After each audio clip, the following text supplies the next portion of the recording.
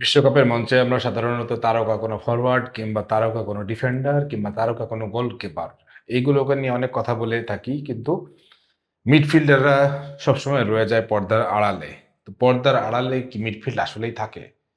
কিন্তু আপনি বিশ্বকাপের ইতিহাস ঘেঁটে দেখবেন যে বিশ্বকাপে সবচেয়ে বেশি পর্দার আড়ালের নায়করাই ছিলেন মিডফিল্ডাররা। তো আজকে মিডফিল্ডে কারা বেশি দুর্দান্ত, কারা মিডফিল্ড নিয়ন্ত্রণ করবে সেই ব্যাপারটা নিয়ে আজকে আলাপ করব।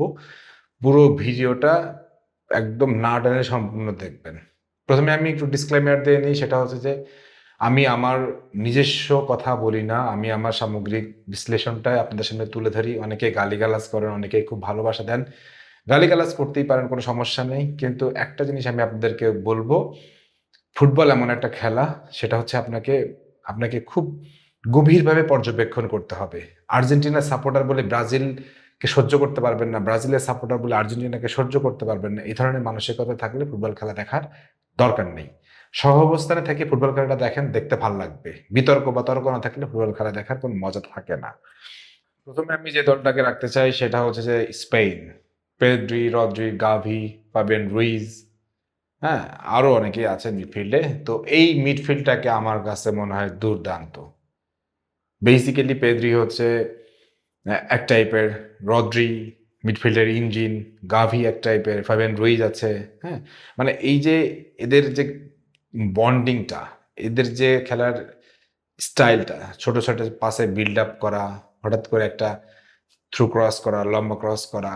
মানে এদের খেলা দেখাটা মিডফিল্ডে আমার কাছে মনে হয় খুবই আনন্দদায়ক। এর সাথে যদি আপনি ফলস নাইন হিসাবে বা অন্য কোনো হিসাবে যদি অলমোকে চিন্তা করেন, সেটা আপনি চিন্তা করতে পারেন।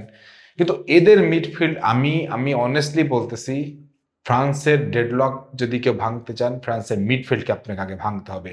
ফ্রান্সের মিডফিল্ডকে যদি আপনি ভাঙতে না পারেন, আপনি কখনোই ফ্রান্সের বিরুদ্ধে ম্যাচ বের করে আনতে পারবেন না। কারণ তারা সবসময় মিডফিল্ডে খেলা নিয়ন্ত্রণ করে, খেলার টেম্পো কন্ট্রোল করে এবং খেলাটাকে নিজের মতো করে তারা সাজায়।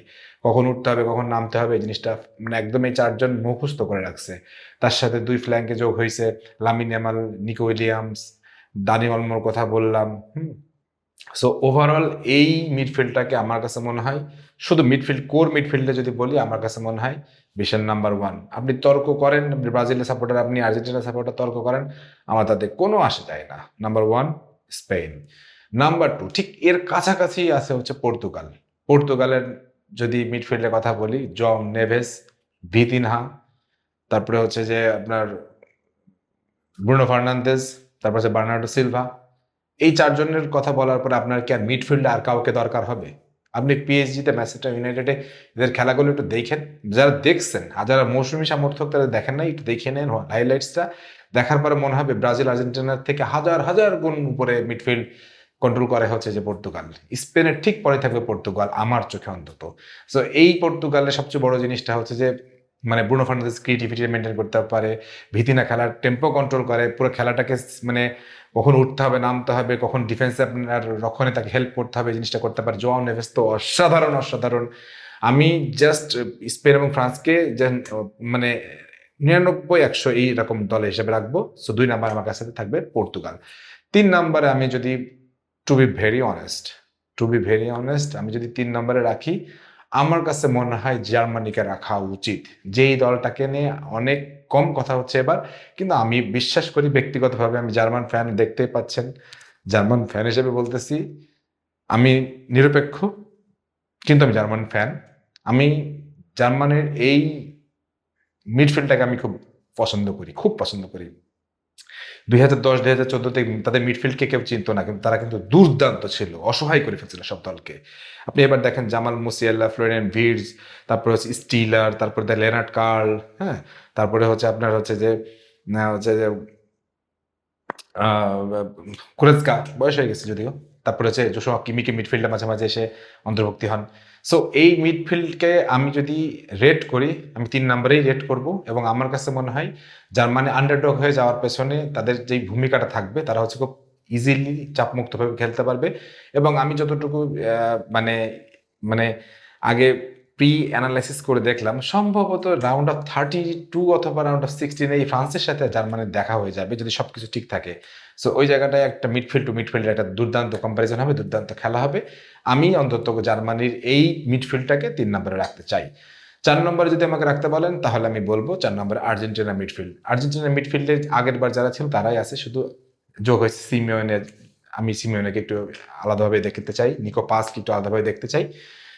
অ্যালেক্সিস ম্যাকঅ্যালিস্টার, রদ্রিগো ডি পল, লো সেলসো আছে, তারপর হচ্ছে যে এনজো ফার্নান্দেজ আছে, টোটাল সেটআপটাই আছে। তার সাথে নিকো পাস এবং হচ্ছে আপনার দিয়েগো সিমিওনে অ্যাড হয়েছে। যদিও তারা ডিরেক্ট মিডফিল্ডে ওইভাবে সংগঠিত থাকবে না, তারা মানে উইং ব্যাক হিসেবে বা উইং সাপোর্টিভ ফ্ল্যাঙ্ক হিসেবে তারা মিডফিল্ডে কাভার করবে।